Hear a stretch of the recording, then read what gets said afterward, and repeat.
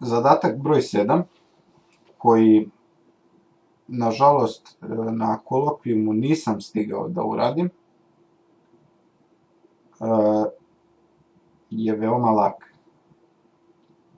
Možda i najlakši od svih ovih drugih zadataka, a da bi se on rešio potrebno je da preko naprednog filtera izdvojimo u novu tabelu sve studente, hoće reći sve redove,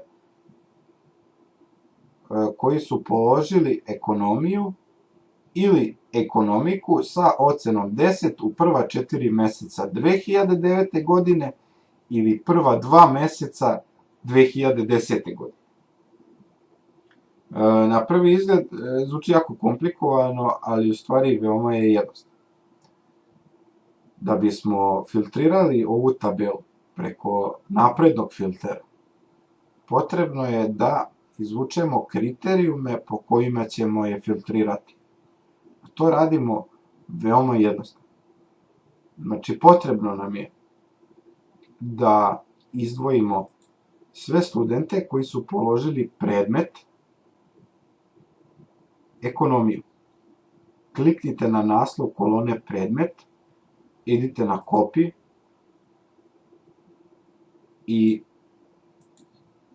u prvu ćeliju pored ove tabele, to jest u drugu ćeliju pored ove tabele, kliknite na paste.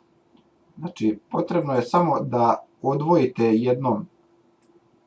jednom kolonom ovu ćeliju zato što bi se pomešali podaci. Znači, neophodno je napraviti pauzu makar jednom kolonom.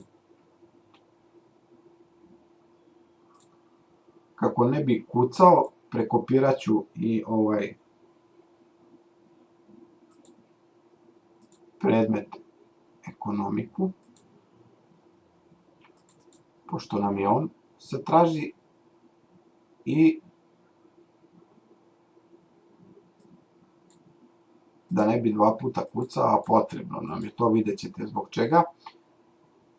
Kopirat ću ovo isto i predmet ekonomiju. Ekonomija. Copy,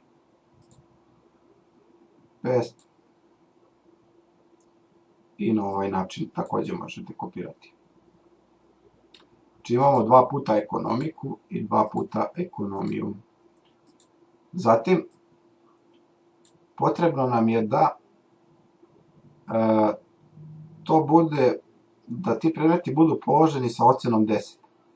Pa samo kopirate naslov ove kolone, copy, paste, ocena je 10, to kopirate i poslednji uslov je bio, su bila dva uslova.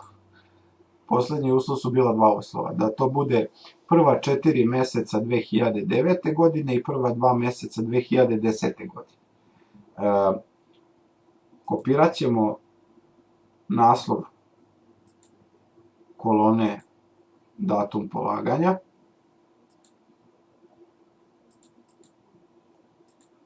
i još jednom.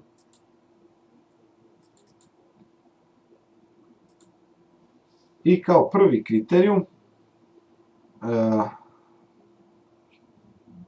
potrebno je da to budu prva 4 meseca 2009. godine.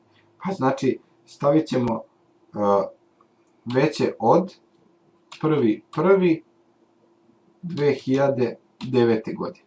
Ali kako bi nam se računao i taj 1. januar, stavit ćemo znak jednakosti. Znači veće i jednako od tog datuma. On datum vidi kao broj, pa prema tome tako to i postavljamo. Znači veće ili jednako od ovog broja ili od ovog datuma. Poslednji datum koji on treba da uzme u prvom slučaju u obzir je poslednji dan 4. meseca, a to možemo uneti tako što ćemo staviti znak manje, pa ćemo staviti prvi četvrti, pardon, ne prvi četvrti, nego 30.4.2009. Ili ako niste sigurni koliko koji mjesec ima dana, da ne biste gledali sad po kalendarima, možete i da stavite 1.5.2009. godine, tako da ste se sigurno osigurali da je to manje od posljednjeg dana u aprilu, jer je prvi dan u maju sljedeći dan. I kao drugi uslov je bio prva 2 mjeseca u 2010. godini, pa znači isto to, veće ili jednako od 1.1. ali 2010. godine i prva 2 mjeseca i posljednji dan februara, na primjer da sad vi ne biste tražili da li je to bila prestupna godina ili da li je imao 28 ili 29 dana, koristit ćemo se istom metodom kao u prethodnom slučaju, stavit ćemo 1.3.2010. godine. I tako smo se osigurali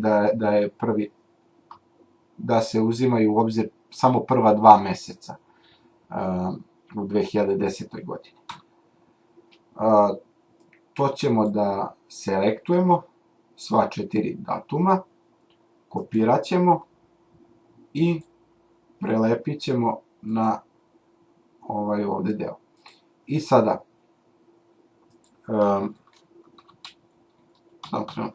evo, sada vidite zašto sam ovo uradio. Da bismo filtrirali pomoću naprednog filtriranja, potrebno je da imamo oblik tabele. Znači nije bilo moguće da ovdje ostavim da bude samo ekonomika i ekonomija, a da ovdje imam 4 uslova, pošto mi je to potrebno da bih prikazao sve studente po svim ovim uslovima. I sada ćemo uraditi napredno filtriranje, kliknut ćemo bilo gdje u ovu tabelu, kliknut ćemo na Data, kliknut ćemo na Advanced i Excel je ovdje ponudio na koju se to tabelu odnosi. U ovom slučaju je pogodio, to je ćelija od A5 do K106 i pošto je to, kliknut ćemo na sljedeće što nam je potrebno da bismo napravili napredni filter.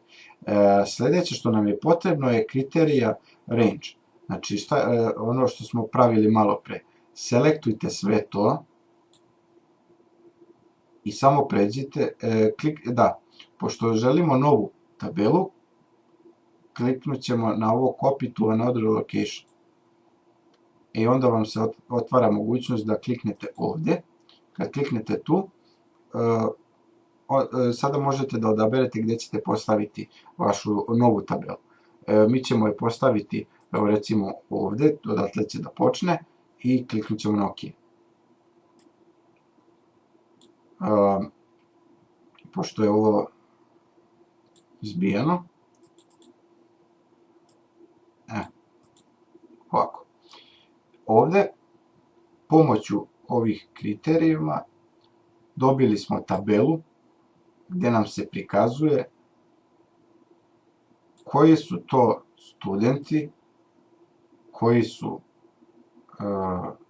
položili ekonomiju ili ekonomiku sa ocenom 10 u prva 4 mjeseca 2009. godine ili prva 2 mjeseca 2010. godine.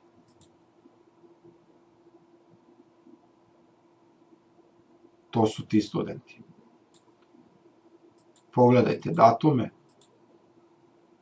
proverite, ali to je to. Znači, na ovakav način možete uraditi napredno filtriranje i vidjeli ste, nije ništa teško.